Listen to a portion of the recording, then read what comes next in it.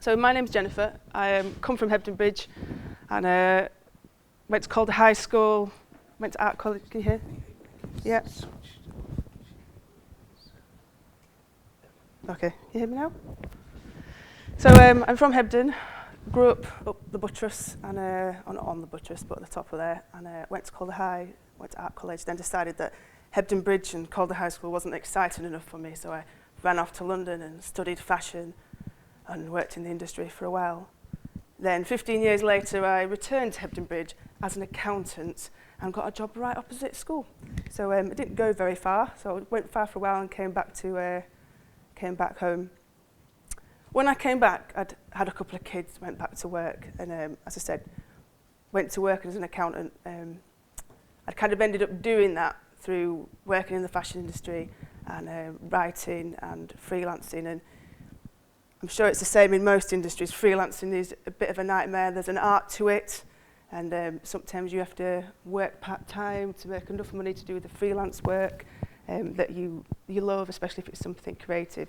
And I ended up in an ad agency in an accounts department, and then I thought, oh, actually, 9 to 5, Monday to Friday, 25 days holiday, same amount of money every month, that'll do me. So when I came back, that's the job I got. And I went for an interview for a company called Urban Cottage Industries, not Prelogram. This is Urban Cottage Industries. They're in Mytholmroyd, near Vale Upholstery, above a bacon packers as well, which is nice. And I met Stanley Wilson, who is the founder. And Urban Cottage Industries is a lighting company, not a print company, industrial lighting. He founded it on his kitchen table in Dalston about 7 or 8 years ago, and Andrew randomly, I think, went there and bought some lighting from him when he lived in London.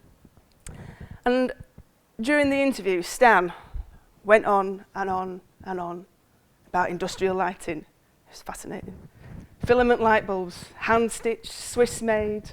They're great, they're very nice, very decorative. Fabric cable, like they used to have. Twisted fabric cable, it's all the rage.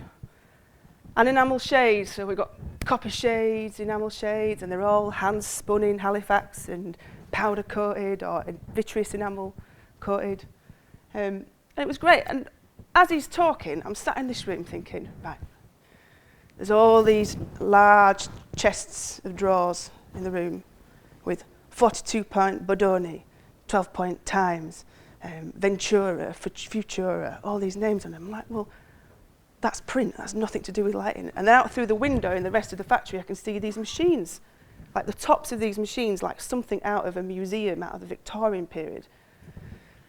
So as it transpired, they were definitely, and are definitely, Urban Cottage Industries are definitely an industrial lighting company. But they also definitely had, at the time, a lot of printing machinery, which was nothing to do with the lighting. So I was like, well, how does this work? And randomly, what had happened, they'd set up this business, and they had a lot of contractors, a lot of business-to-business customers. And one of the customers rang them up at Christmas and said, listen, Moleskine notebooks, have you heard of them? Have you seen them? Everyone's buying them, everyone writes in them, they're great. We want to give a lot of clients them for Christmas. Can you get them in Boston? Stan, in his entrepreneurial, sort of Alan Sugar face, went, yeah, leave it with me. So I found a company in Halifax and got these Moleskine notebooks embossed, and then decided, oh, that'd be great. So they started selling them.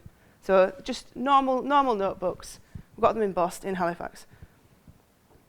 I think initially they'd gone to get them foiled, which was most people, a lot of personalised goods. They went to get them foiled, then decided actually they look nicer without the foil. The company called Airedale ran into difficulties.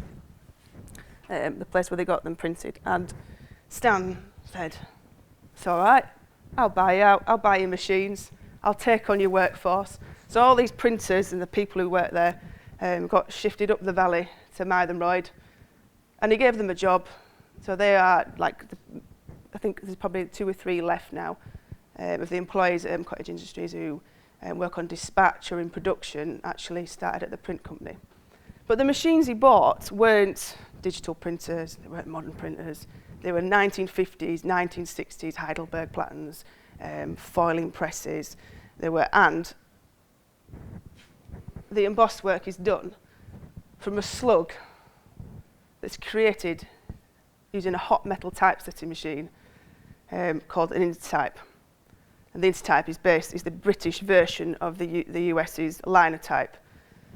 So all these notebooks that we embossed, I think we did 10,000 last year and shipped them out all over the UK.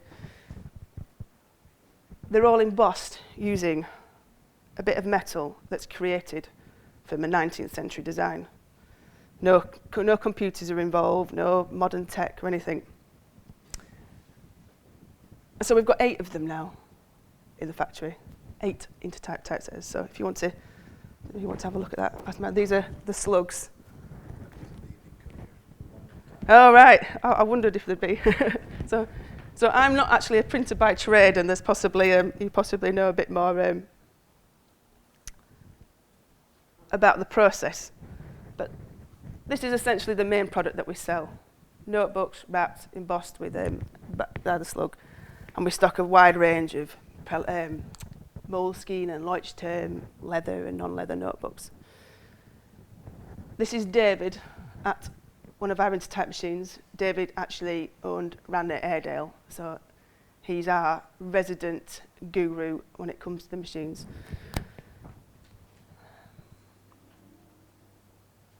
The machines, the Linotype was developed at the end of the 19th century by Ottmar Mergenthaler, however you pronounce his name, with the H or the P, I don't know. And up until that point, type had all been set by hand. So somebody would be in the composing room, they'd have a composing stick, they'd pick out individual characters, set it in the composing stick, that would be then sent off to somebody to set in a chase, and so on and so forth. And it was a very lengthy process. Mergenthaler's invention mechanised all that. So the operator sits at the keyboard, types the letters they want typing. These little matrices that exist, let's find a better photo, higher up in the machine, drop down sort of to the left of the keyboard, and you can read the word that's about to be cast in metal. That then shoots off into the machine, and molten lead is squirted at it, creating the slug, which is what these slugs are. It then comes out of the machine, and now we sit it in a chase, in a heat press, and emboss the notebooks. Lead's not always seen as the most environmentally friendly of products out there, but there's no fumes that come from this. It's heated to a point that it just melts, so there's no fumes. And then all the slugs are recast into ingots of lead and reused, so there's no waste.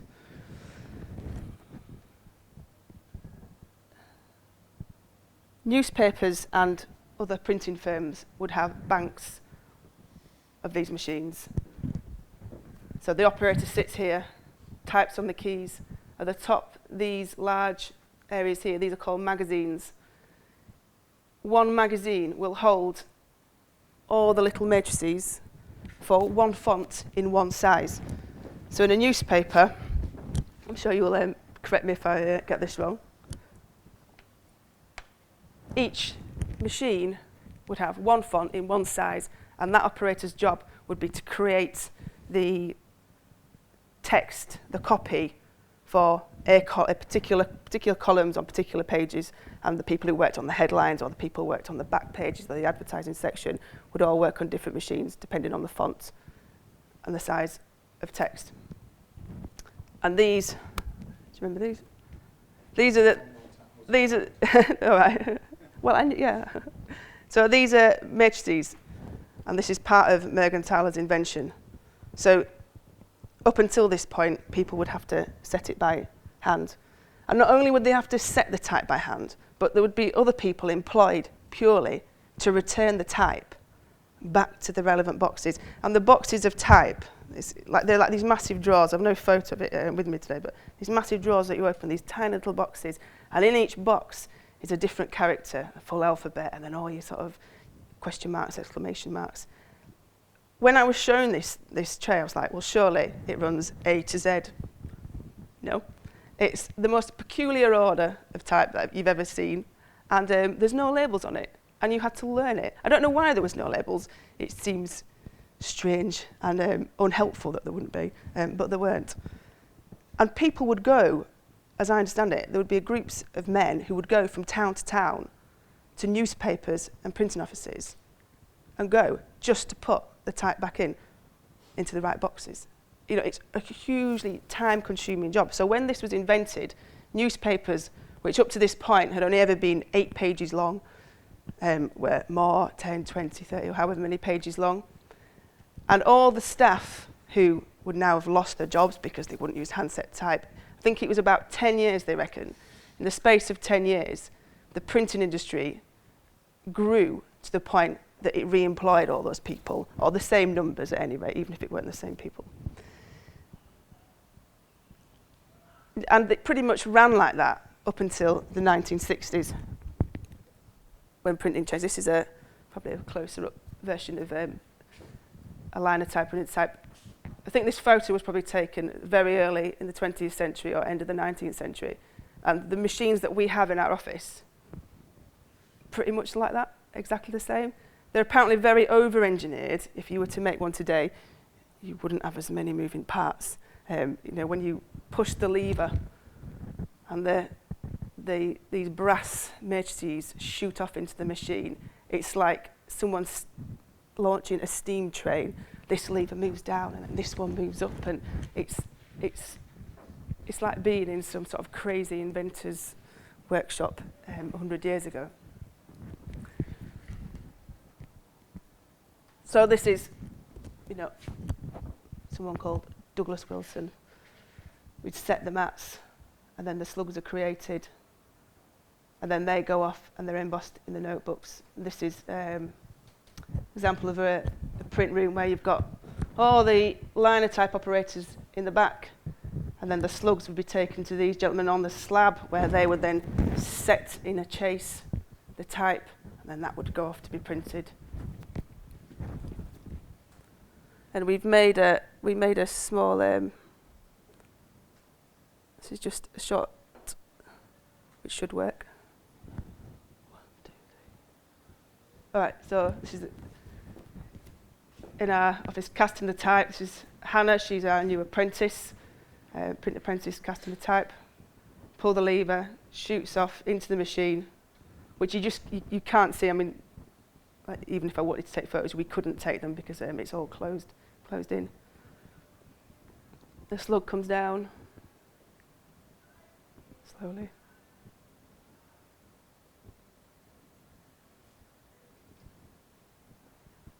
And here in the middle, this is handset type in the middle. So handset type and hot metal type, it's all made to a standard depth on the slug so that they can be used together on the printing press. So we made these posters for Wuthering Bytes. Andrew's got them at the back if you want. And we just the name Wuthering Bytes and all the speakers at the event. We really like working with letterpress. We really like the sort of the oldie worldy quality to it. I don't know.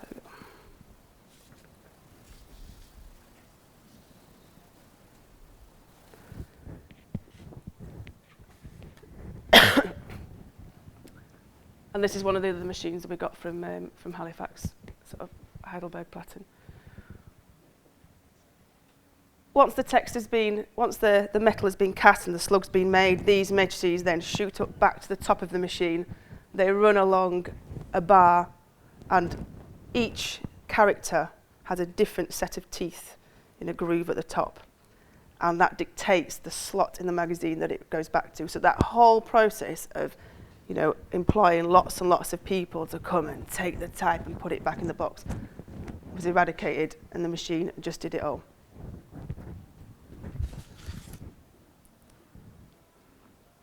So our business now is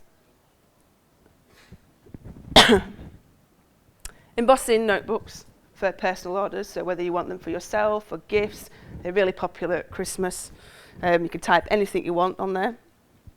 We also do corporate orders. We don't make these plates ourselves. We have to have them made out-house, and then they come back. So companies, they're doing an event, or they're sending client gifting at Christmas. They come to us, we emboss 20, 50, 100, 500, whatever, with a company's name, and we can personalise them, ship them off, and they're to sell. But we figured that we've got all these machines, and actually the Intertypes are one machine. It's only one thing that we got from Airedale. We got Heidelberg cylinder presses and the Plattons, and we wanted to do something with them. So last year, Stan decided, let's make greeting cards. We've done industrial lighting, let's make greeting cards. What else would we do with a bunch of printing machinery? Stan's background is in lighting. That's why he set up a lighting business. It's not in greetings cards. So we're like, all right, Stan, okay, yeah.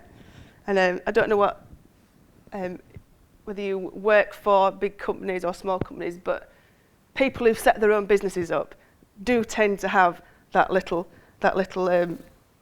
thing about them, don't they? Where they go, oh, do you know, I know what would be a really good idea. This time next year. So he bought all these images. We entered into this big licensing agreement with a photo library. This is where I'm still, on my spreadsheet, I'm entering numbers. Yep. And anyway, in the new year, they said, I was asked to take over the print side of the business, which is now called Prelogram. So Urban Cottage Industries is the company. And they said, oh, well, do you know what? Lighting has nothing to do with print. And it's getting a little bit tricky on the website, having bulbs and notebooks, because the people coming to buy the bulbs don't understand why the notebooks are there, and the people who come to buy the notebooks don't understand why the light bulbs are there. So we have two brands now. So Cottage Industries is the business, and the main retail site, Factrolux is the lighting, and Prelogram is the print. So I came over to handle Prelogram.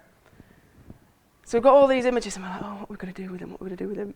And we've done various things, basically. We're all finding our way through the greetings cards industry. It's not the fashion industry or the lighting industry. And so we've just used letterpress printing techniques.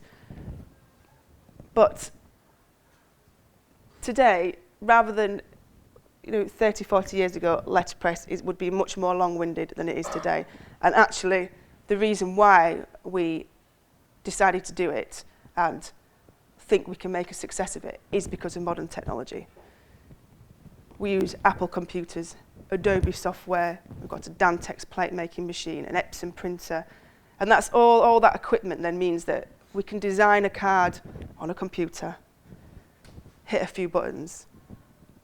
Not quite like that, but you kind of hit a few buttons. Somebody else hits a button that produces a polymer plate or a film, which was then exposed, and we create polymer plates, which then work in 1960s printing presses. We couldn't do it without the modern technology. They work hand in hand, but it allows us to create cards with a more tactile feel. And there's a big market out there for, I think they call it digital fatigue, is a phrase I've come across, that people love new technology, and we all use it, and clearly everybody in this room uses it, and you use it for work. But we don't want it to replace parts of our lives. We don't want, you can get a smooth print, a smooth digital print, and that's great. But actually, to get some rough paper with some texture and a bit of ink on it is really nice. And you have to pay a premium. So we've launched into the greetings cards business. We've worked with a Brazilian illustrator called Anna Strumpf, who has illustrated over Marilyn Monroe and Audrey Hepburn and Judy Garland and company. And this is like a two-colour process. And then the backs of the cards are all individually numbered. And that's that. And the sides are perfed and creased, so you can buy the card and you can rip it up and you can frame it. You do what you want. We've worked with a guy called Retronaut, who I don't know whether you're familiar with him. He has a big online presence. And They're not quite as frightening as that, the cards. I've got some here to show you, but they're not quite as frightening in colour. Retronaut has time capsules online where he takes images from the past and he finds, so he'll find, say, for instance, these images, but rather than it being normal images that you'd see of women sitting very nicely with their hair done, it's the kind of the more eccentric end of the spectrum, or photos of the royal family at leisure, playing with their children. There's a fantastic photo of Tippi Hedren rolling around with a lion in a pool because they had a lion in the house, whatever, in the 70s. So we asked him, we said, look, we've entered into this agreement.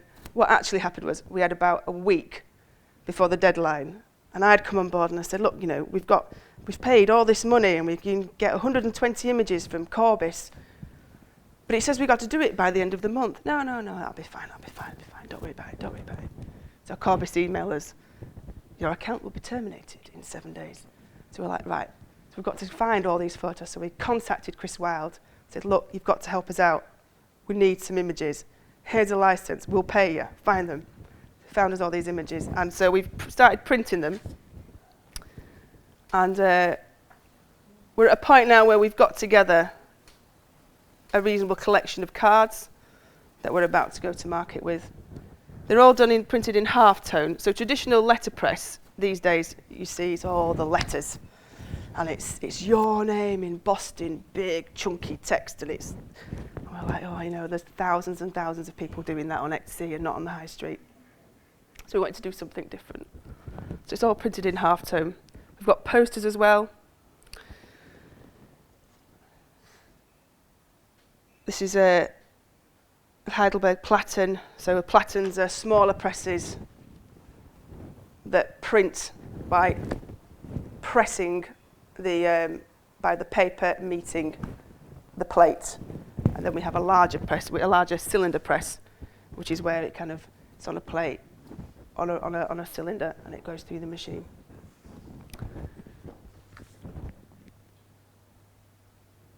Another reason why we've been fond of entering into the letterpress market is the proliferation of websites like Not on the High Street and Etsy. So one thing that has driven this trend in the analogue print has been the development of technology and the ability for people who want to produce this work to use modern computers, modern software, plate makers, and so on. And the other driver, I think, has been the development of these websites. Marketplace websites have allowed individuals with printing skills and access to a machine the ability to sell their goods online. They don't need to hire a factory and 15 employees and pay overheads and rent and rates and all the rest of it. They just need their bedroom or their garage. And it goes back to the idea of young people looking to carve their way in a creative world when they can't get the job. You can go for a corporate job. You go for a corporate job and do mind-numbing, work for Clinton's Cards or Marks and Spencer's and create the same greetings cards or art prints or fashion design, or I think you were saying video games, and work for big corporate companies, and you can earn a nice wage. But if you want to be creative and you want to push the boundaries of what you do, that's really difficult. And ultimately, those people, often I think, end up working in Starbucks and coffee shops because they're frustrated and they don't want to enter into the corporate world, but they can't make enough money doing the niche, creating the niche products. These websites have allowed people to launch very, very small businesses, cottage industries, and it has led to a proliferation in letterpress print on the market. 5-10 years ago, you could buy a Heidelberg Platen or various small printing presses for next to nothing on eBay. You'd pretty much just have to pay the delivery, which wasn't nothing. It'd be a few £100s. Today, they're worth thousands. It's real. That you can get hold of them, but a good quality 1960s printing press will cost you thousands and thousands of pounds. Etsy and Not on the High Street operate very similarly. Etsy is possibly more based in the US, but I think they have something like 30,000 sellers of letterpress products. So what died a very quick death in the 1970s with the onset of technology, you know, all the intertypes and the presses were literally went to the scrapyard, and clearly some people kept them, but nobody was interested. And it's big business now. It's really popular. Moo, who create the business cards, and it's all digitally printed and you order it online, they have a letterpress version. Their letterpress version is also digitally printed. It's like a they letterpress a pattern, it's sent off to the printer, then they digitally print it, or the other way around. Not sure. So what's the future? Well, the future for us, there's a few problems. We've got all these machines. This is another one of our intertypes. We've got 8 of them. Don't need 8 of them. So if you know anyone who wants to buy one, but you know, we've got 8. We keep being offered them. I get emails every week by people saying, "Oh, I used to use these intertypes. There's one in Birmingham in the foyer of some Birmingham Echo, whatever. They're tearing the building down. It'd be so sad if it went to the scrapyard. Will you take it?" No. And someone in Accrington Stanley wants to get rid of them. We'll give it to you. We'll give it to you. Don't have to pay us any money. Just the delivery. I'm like, all right, okay. So a few £100 for that. We've just no room for them. People who used to use them have a real soft spot for them. They've really fond memories. But when I met somebody who had used one, he came to see it. He was like, "Oh, I've not seen one of these for years." I was like, "Well, would you like a go?" He's like, "Oh, God, no." He said, "I love being able to get to work, sit at a desk, at my computer, cup of tea." Like, I don't want to go back to that. So we have David, who has worked on these for years, and we have a couple of other printers. We have 3 printers at the factory, and they know how to use them. But we put a job advert out anyway. We thought, let's see who gets in touch. For some future plans, we have a need to find intertype and linotype operators all over the country. So we stuck that advert out. We have an apprentice scheme at work. This is Lynn and myself and somebody else are being taught how to use the machines for some events we've got coming up. And the events, this is our big Stan's idea again. Woke up one morning, God, you know what would be a really good idea? Let's stick an intertype on wheels and take it to the Trafford Centre. People will love it. Like, what are you talking about? So in 2013, we ran a party in East London where we were launching the art print side of the business. We'd worked with Print Club London, who were a screen printing firm, and we'd taken their designs, made letterpress cards with them, ran a party, and he said, "Right, let's take a linotype there." I'm like, yeah, okay. So we took it there, and people loved it. This guy here, we hired him, he lived in the London area, spent all night typing everyone's names, creating slugs, and then they got to take the slug, which really we're not allowed to do now because it's lead, and they got to emboss their name and print their name on a little Adana press, which are these portable ones. And they thought it was amazing. So then he decided, well, do you know what would be even better than transporting it like that? Sticking it on wheels. So this is Mark 1. This is phase 1. This was in May this year. We went to Clerkenwell Design Week. The machine is welded to a steel frame, stuck on casters. Great. It's about 1.5 ton, like that. And then we have a haulage company in Bradford who came, picked it up, got it onto the back of the truck, and we took it to Look Mum No Hands, which is, this is David and Calvin, our gents in the print department.